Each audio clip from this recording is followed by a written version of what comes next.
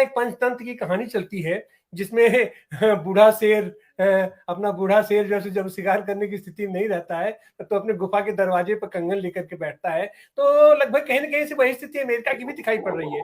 तो आप इन संदर्भों में आप कैसे देखते हैं ये जो विश्व की अर्थव्यवस्था ध्वस्त होने जा रही है, ये अपना ध्वस्त होती हुई दिख रही है? फिरोज साहब अनम्यूट कीजिए।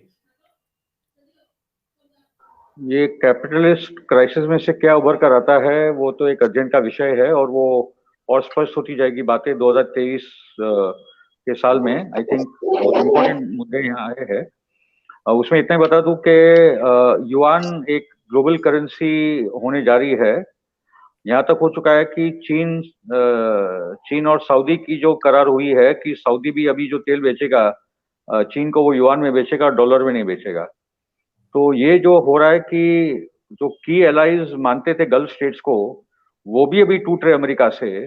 ये बहुत ही इंटरेस्टिंग है, आश्चर्यजनक बात है 2022 में जो ये सब हो रहा है, क्योंकि गल्फ स्टेट्स को भी दिख रहा है post Afghanistan, post Iraq, post Ukraine कि अमेरिका भी वो मिलिट्री स्टेट और वो गारंटी और सिक्योरिटी भी नहीं दे पाएगा। तो वो भी अपना एक अलग समीकरण चीन और रूस के साथ बना रहे हैं। उसके साथ मैं ये कहूंगा कि पॉइंट बीइंग के ये पूरे 2022, और प्रेरणा ने तो बहुत अच्छी तरीके से बात रखी है, राधम भाई और सोदी जी ने भी। ये पैनल हमारा काफी अच्छा रहा, अलग अलग दृष्टिकोण आए।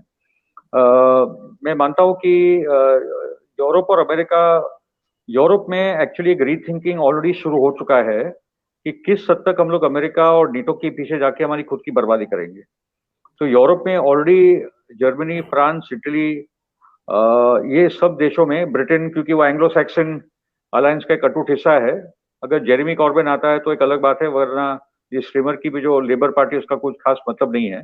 मगर जो बाकी के जो यूरोपियन मेनलैंड है वो भी अभी कहीं ना कहीं अपने आप को अलग करने की कोशिश कर रही है। अलग हो नहीं पाएंगे जिस हद तक वो चाहते हैं, मगर वो भी देखना है। दूसरा इंटरेस्टिंग बात है कि रूस अभी अपने आप को यूरोप से अलग देख रहा है।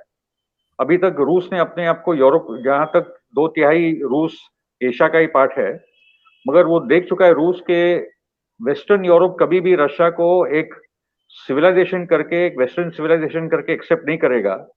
तो रूस बराबर से एशियाई ब्लॉक के साथ और इंटीग्रेट हो रहा है, जिसका मतलब है कि एशिया का इंटीग्रेशन और भी मजबूत होगा। और ये जो भी फ्रेमवर्क है वो एक कैपिटलिस्ट वेलफेयर स्टेट की फ्रेमवर्क में मैं बात कर रहा हूँ, क्योंकि यूरोप में जो वेलफेयर स्टेट की जो सिस्टम्स है अमेरिका से ज्यादा एडवांस तो नॉर्वे और स्कैंडिनेवियन कंट्रीज और ये जो यूरोपियन कंट्रीज है, जिन्होंने एक कैपिटलिस्ट इकोनॉमी है, मगर वो सोशलिज्म का जो वेलफेयर स्टेट वाला कंसेप्ट है वो बराबर से उन्होंने बरकरार रखा है।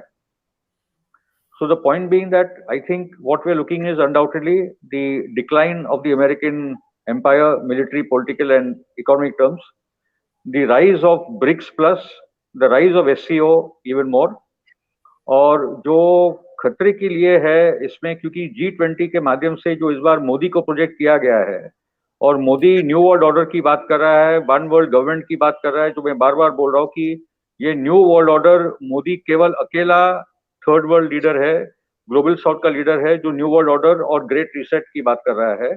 उसको और भी गहराई से समझना होगा, क्योंकि किस प्रकार से वेस्टर्न पावर्स कहीं ना कहीं मोदी के माध्यम से, और जो विश्वगुरु की बात है, किस प्रकार से मोदी को प्रोजेक्ट आज भी वेस्टर्न पावर्स करना चाहते हैं।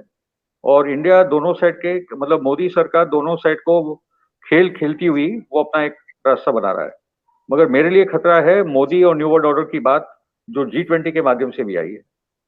तो मैं उसी पे एंड करूंगा, और आखिर में मैं कहूंगा कि जो उम्मीद की किरण है कि पैलेस्टाइन में एक रेजिस्टेंस मूवमेंट और भी वेस्ट बैंक में शुरू हुई है, जिसको बोलते हैं लायंस डेन।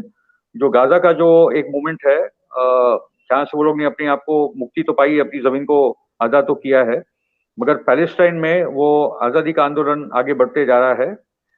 लेबनान भयंकर फाइनेंशियल क्राइसिस में, मगर रेजिस्टेंस वहां खड़ा है।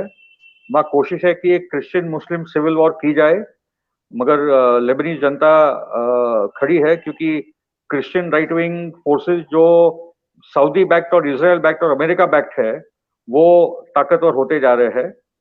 सीरिया ने होल्ड किया है, मगर तुर्की का भी कोई भरोसा नहीं है वो कब क्या करेगा।